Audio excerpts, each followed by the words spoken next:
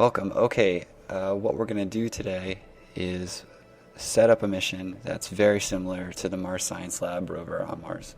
And I set the rocket up. I think I did a pretty good job of copying its features and its landing system and things like that. And it should be instructional for you to see how this rocket can be used to replicate the mission. There's a few things you got to get right. You got to get the timing right, things like that. So I've already fast forwarded to a day when all the launch trajectories should line up. So we're going to go inside here. I'm going to show you the rocket, show you how it works, show you what's cool about it. I called it MSL. So it doesn't look a whole lot like the actual rocket. I mean, there's only so much you can do in the game, and part of the problem is the relative sizes of the parts. So this is the rover in the middle here. You know, it's the same diameter as the rocket, and that means that the fairing here has to bulge out, and it's not very aerodynamic. But for the most part, the rocket is designed so that it works the same as the real mission. So it's going to stage the same way. It's going to travel through space the same way. You'll see exactly what that means in a minute. There's two main differences that I just couldn't quite avoid. And the first is that this rocket has these little fins down here. This rocket's very unstable without them, probably because of the large nose cone area here, the large fairing. So I had to put some fins on the back. The other main difference is this fairing here, it's sort of supposed to be the back shell of the rover. So the real rocket, what it does is it has a fairing that breaks away once the rocket leaves Earth's atmosphere for the most part. You're not going to see that happen here. You're going to see this fairing go all the way to Mars, and at some point it's going to kind of switch from being a fairing to being more like the back shell of the capsule. So you'll see. But functionally it does the job. Also, I'll kind of step you through the stages. So here's the first stage. It's supposed to be like an Atlas V, which is the real MSL rocket. It has 4 solid rocket boosters. There's a second stage here. Oh, it's in there. It is. And then what happens is you break away the second stage engine once you fire the rocket to leave Earth orbit. And you leave that behind, and then this sort of becomes the cruise stage. So you have some thrusters on here. You have the remainder of the fuel that you had in the second stage. Not perfect. What you do is you kind of extend these radiators, and it looks circular. It looks like the cruise stage to the best I could do, really. There's some telemetry on there, some extra batteries and things. Satellite dish. That breaks away. And then this is the capsule that's coming in. So you have a heat shield, the back shell, it's kind of faked. So you're gonna first enter supersonically, hypersonically, deploy the parachute. Like MSL, after a little bit of deceleration, you're gonna lose the heat shield, and you're gonna lose the capsule essentially. Then you're left with, and that comes off too, and then you're left with the rover, and you have the sky crane on the back here. Those will separate from the back shell, so you have the rest of the capsule, kind of like the front end of the capsule, and then the back end of the capsule. So this is the back shell. This is all the heat shield, I guess, even though functionally only that part does the job. Anyway, and then you have your sky crane and your little rover. So it's going to be fun to pilot that down. We'll see how well it goes. And I'm just going to just cancel out of here. And intentionally don't save because I broke my rocket into many, many pieces.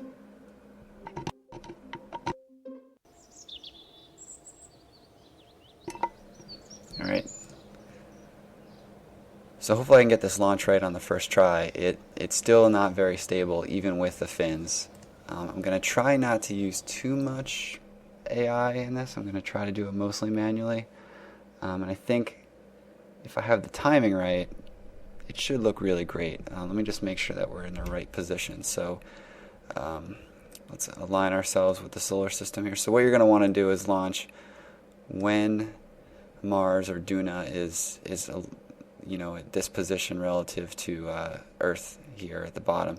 I guess the way you can kind of think of it is if you draw a horizontal line coming out, it more or less intersects the orbit at the position of the planet. And you're going to want to do your actual launch. You're going to want to burn around here.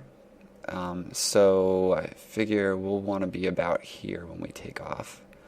So I'm just going to speed up to that. I guess kind of like right after sunset happens. So we're going to swing around here. It'd be really cool if we could get this all right. So let's try that. Let's do a little quick save there. Close some windows we don't need.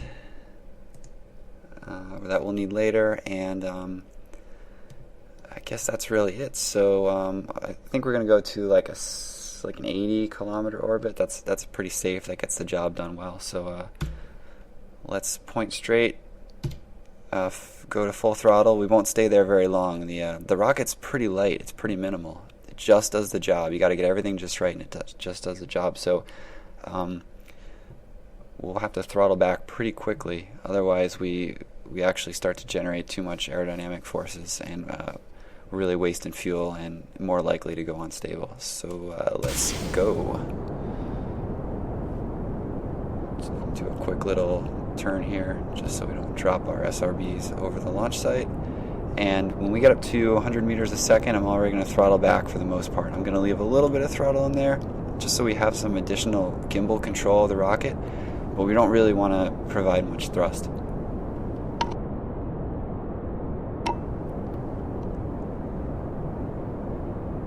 Alright, so far so good.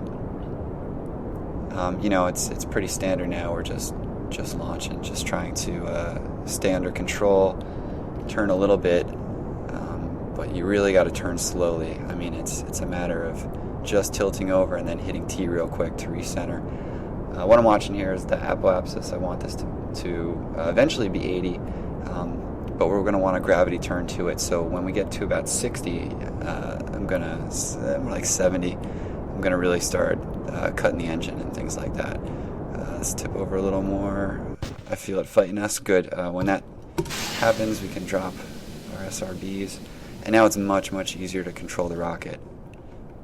Of course, I say that and nearly almost lose it right there. Let's pitch back up here. So it's great. I'm going to switch to prograde.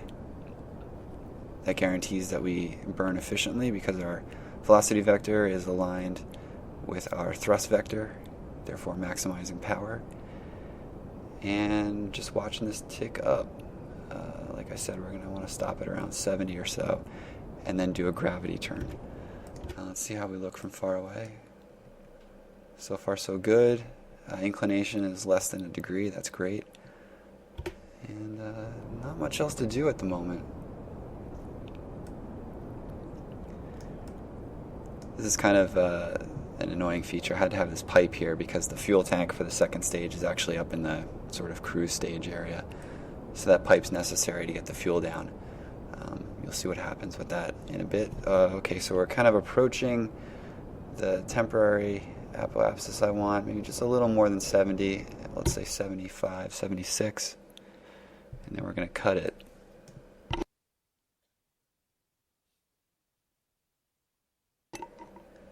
And we're just going to coast. The reason that I leave that a little short of 80 is so I can turn the engines back on and add speed, add velocity to achieve orbit, and still we can have the rocket pointed a little bit upward, and that allows us to bring that up to 80 without starting to fall back down again while we do that burn, because it's not an instantaneous burn. It's going to take some time. So we have about a minute. Maybe I'll accelerate a little bit. I feel like when you kind of keep it to about 20 seconds, you can find a good balance. It'll sort of stay at 20 with this amount of thrust, so I don't really like time accelerating too fast.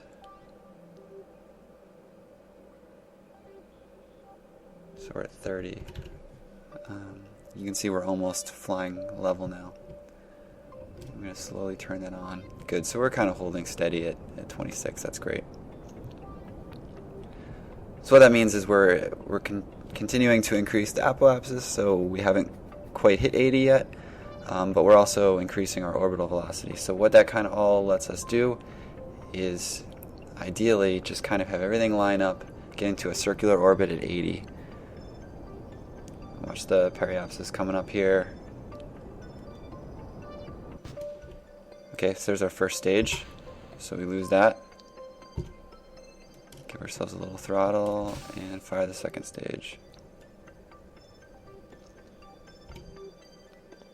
So we're nearly circular now, as you can see. And what I'm waiting for is just hitting that point right there. We'll fire the engines, and what we may be able to do, that's just about where we want to be to actually leave Earth orbit altogether. And that would be cool because that's kind of more like the real rocket. It doesn't do orbits of the Earth. It really just goes straight to Mars. And there's some complex calculations behind that I haven't bothered to do. So I'm just going to kind of rely on trying this a few times. And we do have course correction ability with our cruise stage. So that's would be really cool if we had to use it.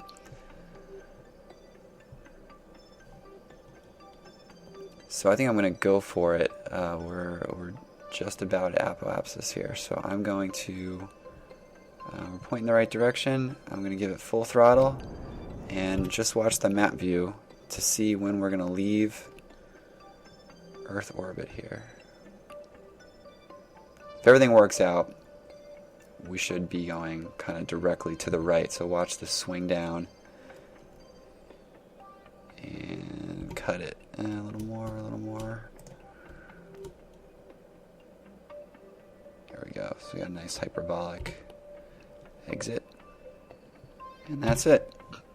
So now, like the rover or the spacecraft at this point, we're going to ditch our second stage. And now, essentially, we have the cruise stage. So I'm going to kind of expand it all out, make it look like a cruise stage. At this point, the real rover would be spun up, so I'll do that for you in a second just to make it look more interesting.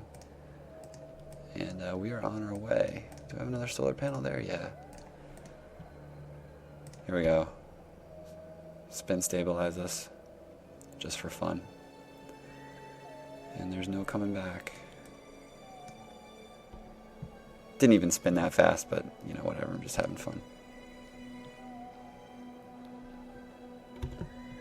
So we're going to speed up a little bit.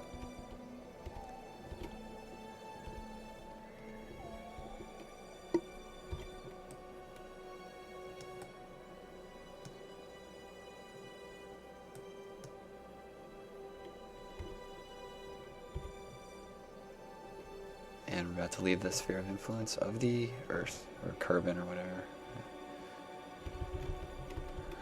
Alright, let's see how we're doing. Oh, that's pretty nice. What you don't want to do is have some orbit that bulges out past the, kind of circular orbit of the planet you're trying to reach. That's a waste. So what we'll do is a little course correction. Essentially still, well, that's not where we want it. We're still basically at Earth.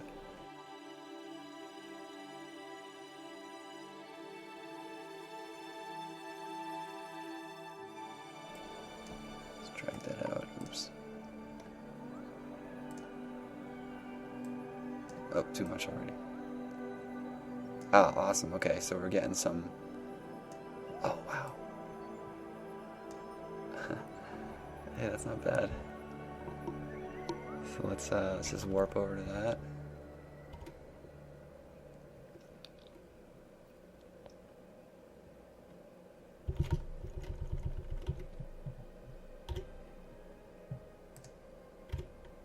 We're just gonna fire our little thrusters here. I don't even think they're activated yet. Okay. So this is course correction maneuver number 1. We'll see, there might be 2 or 3 of them. And we're just going to add a little velocity here.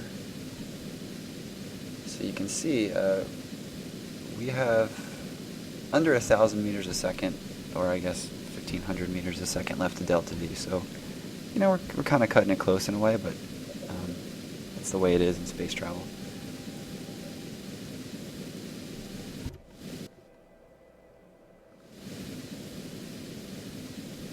Guess it might be worth accelerating this a little bit.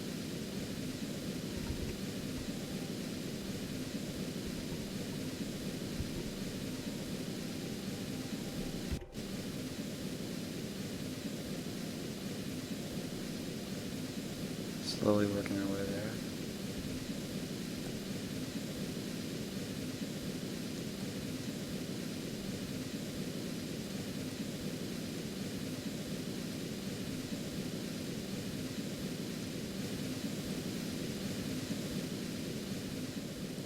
It's kind of a cool shot. The Earth back there.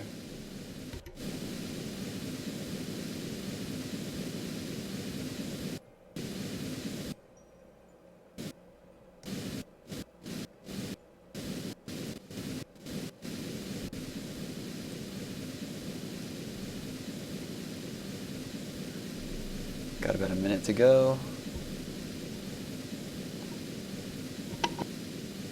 Okay, so I'm going to turn off time acceleration.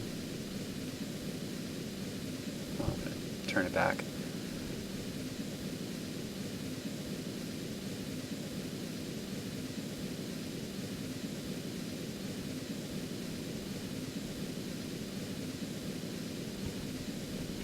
Really good to get this just right.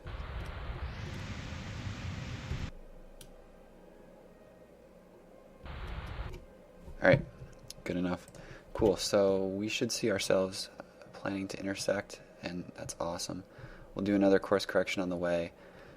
It's sort of difficult to align the intercept so that you come into the sphere of influence where you want to be. You know, it might looks like you're gonna approach Mars, and it'll even give you an encounter distance, but that might not necessarily be right. Once you get into the sphere of influence, it kind of shakes things up. So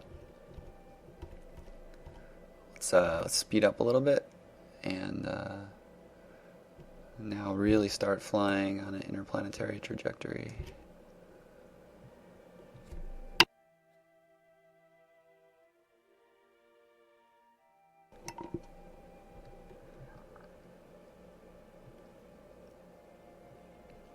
So what I'm going to do here, I'll call this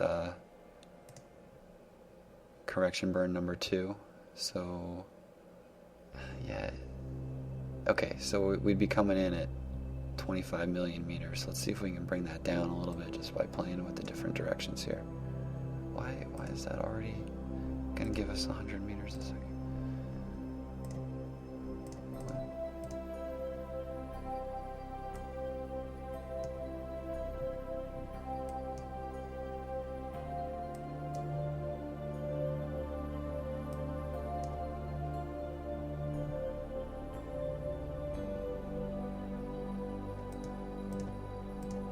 Yeah, I've never been too good at trying to figure this out. Like, I guess that there's that ... there's more info that it's not showing me. I'm gonna use arrow keys or something. I mean, it's got the time of the encounter. Alright, so I'm gonna cheat, and I'm going to use the MechJeb maneuver planner and fine-tune approach to target. We'll just put it at something very small. We'll fine-tune once we enter the sphere of influence.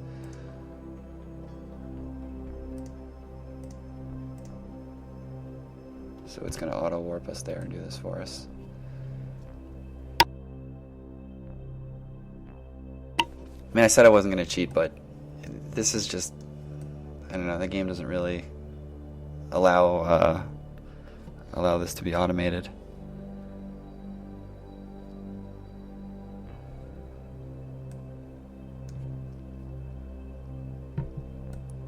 Or I should say, it doesn't let you do it manually easy. You sort of have to use some kind of tool. Alright. So any second now, should execute the burn.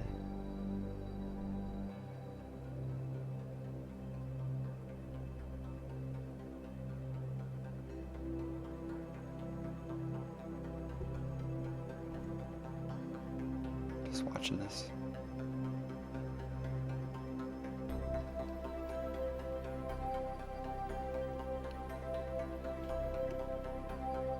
And okay, so there we go.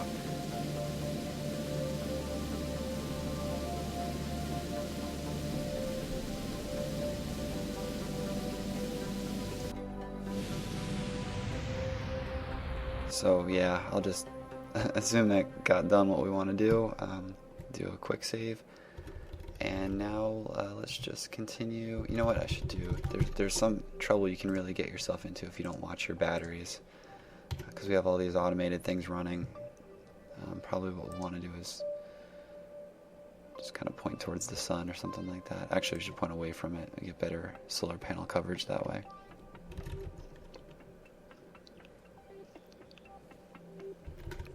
Yeah, that's better. This way we make sure the batteries don't run dry while we're operating our computers and things like that. Alright, so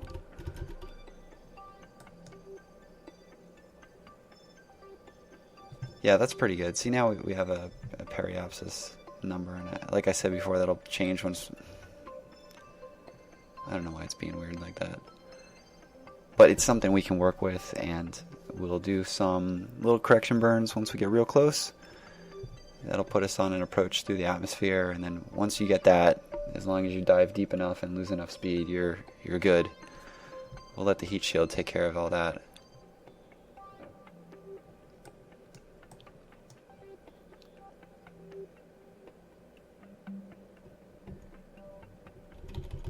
Just want to find it. Is that it behind us there? It's yeah, it's behind us. So I'll look there. Oh, there it is. It's more fun to watch it like this than to watch it from the map. But you do have to make sure you're actually gonna be affected by it. Okay, that's what we want. So now you see the actual periapsis value is... Oh, we're not gonna get messed up by the moon, are we? Oh boy. Oh, there it is. Alright, so about 500,000 meters. So the best way to reduce that approach to kind of the magic number, I find, is about 12 to 14 kilometers is a really good approach. That lets the aerodynamics take care of all the braking for you. So what we will do now is swing around and point, not point towards the planet, but point normal to our current trajectory in the direction of the planet. And we're going to watch this number, and we're going to burn, and that should hopefully come down. Excellent.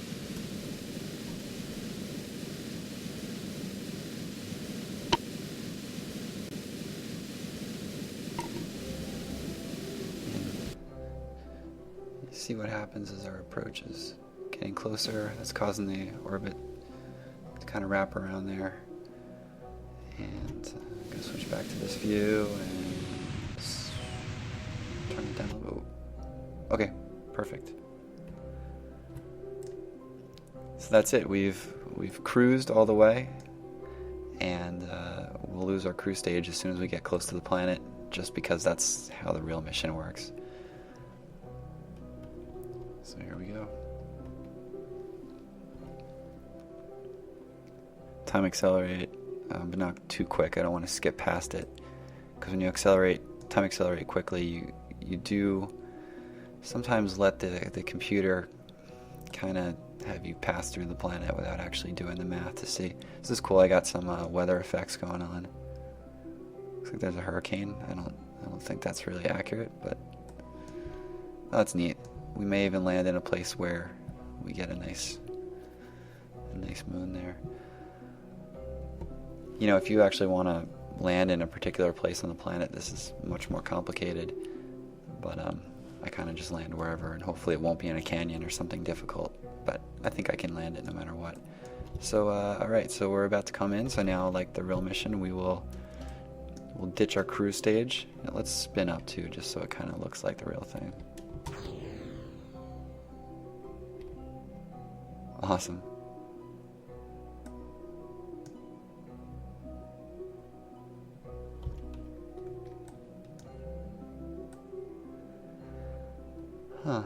So that canyon may be a problem. It's hard to tell right now, but once we start losing some speed, you'll see the orbit adjust and actually show us where we're coming down. And hopefully we don't crash into that. I mean, I could have put like little rockets on there or something to make it fly away faster. One thing you can also do once you start getting aerodynamic forces is just kind of like tilt the rover over a little bit. And what that allows you to do is kind of act like a wing.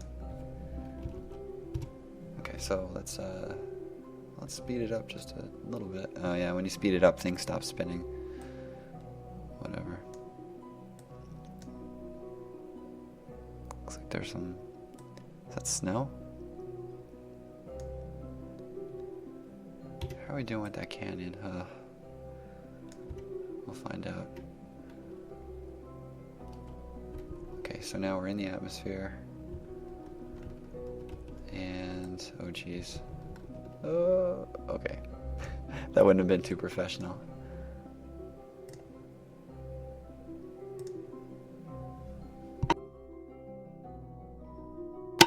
So what I'm doing now is pointing backwards in relation to our surface velocity. So we're gonna lose some speed here through re-entry. Hopefully the orbit will start to bend and we won't end up in that canyon. Although if we end up in the middle of it, it's not bad because it's still going to be flat and we have more atmosphere to lose velocity through. This is not the worst thing.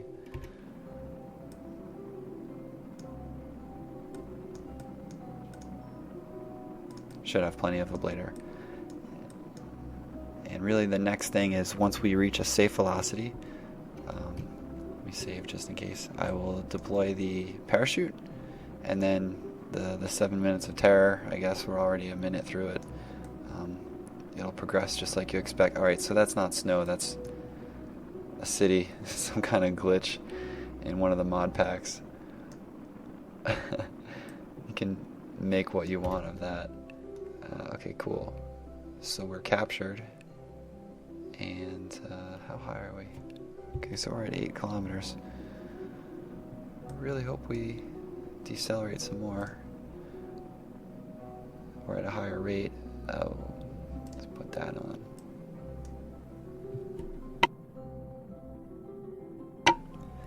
So since our true altitude is higher than the above sea level, that means we're kind of landing on a high area, unless this this canyon changes everything. That's kind of unfortunate. Too high means you don't have as much time to decelerate through the atmosphere. Yeah, we're what are the odds? Alright, well, I'll take it. Alright, so we're now starting to lose some of those re-entry heating effects. We had plenty of heat shield left. This is where it becomes really tricky. There's not a lot of atmosphere here to slow you down. But it's still unsafe to deploy the parachute. I think it'll change to risky at some point, and then I will actually deploy it, because you don't have a lot of time. We're 6 kilometers. Okay, so these numbers are approaching each other, which means we're flying over lower terrain. But if we don't stop soon, we're going to end up on the side of the mountain, and that's going to be a really tough landing. I'll put the e-brakes on now just in case. I think I'm going to pull the chute, just get whatever deceleration we can. This is sort of where it deviates from the actual mission. You'd like to have a supersonic, high altitude kind of parachute. That doesn't really exist, so you use these drogue chutes, and alright, at least it opened. I think yeah, if we stop soon enough, we'll come over a flat area, but it might be too late. I think we're already going to be kind of coming up on the slope there. Alright, so now we're going to lose the heat shield, and the fairing, but that is the heat shield. Now we're just left with the back shell. So far so good. This is definitely cheating using this for the sky crane landing in particular, but I don't want to screw it up. I want to make it look good, and I've done it enough times manually that I don't feel like I need to prove anything. Alright, so the parachute isn't really doing that much. You could cheat and keep it on. It does kind of help. So I'm going to ditch it And I'm going to fire up the sky crane in a moment here.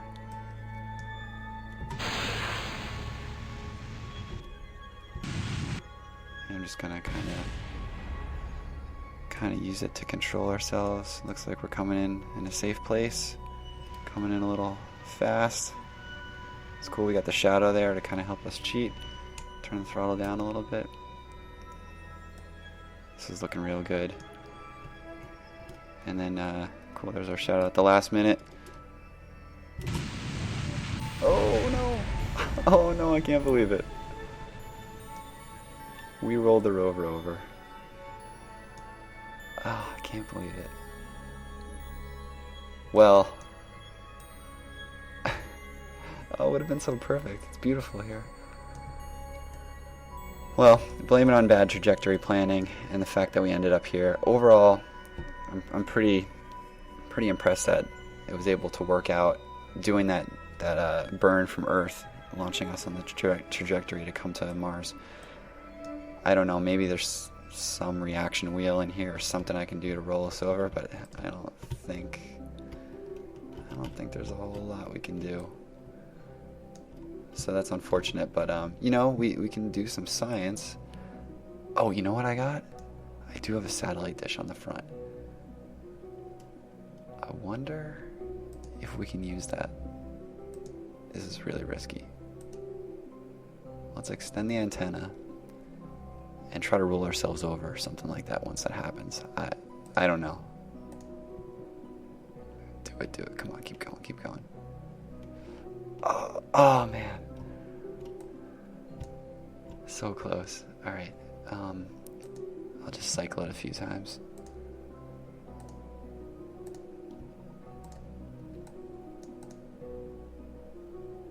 Oh, this is tough. This is not what I designed this rover to do.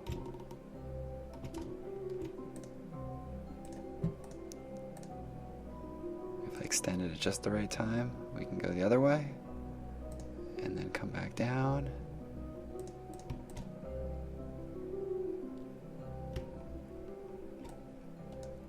I don't know. We got wheels touching. I mean, I don't know if the game's going to simulate those properly, but you know, that should be enough to do something. Apparently it's not. Come on. I really want to rove around here, and I don't want to start loading autosaves because everything was going so well until this. And up, and come on, come over either way. I feel like I do have some little bit of roll control here.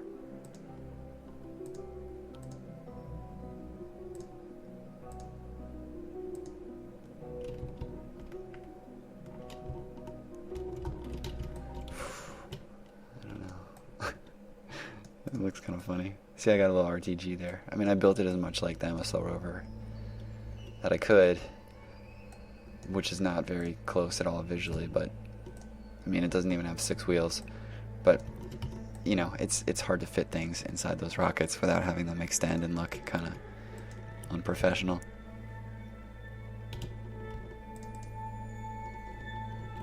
I don't know. Oh, come on, just... I'll take anything. Yeah, see, now we're just coming straight up. Well, I guess that's our mission. By official MSL specs, this would be called a failure because we're not able to drive any distance or study any rocks in detail. We don't have an arm or a drill on this rover anyway, but we could at least roll around. Roll up to some if we could move. Alright. Well, thanks for watching. I hope your mission goes better, and feel free to play around with the same rocket and see if you can do better. I bet you can.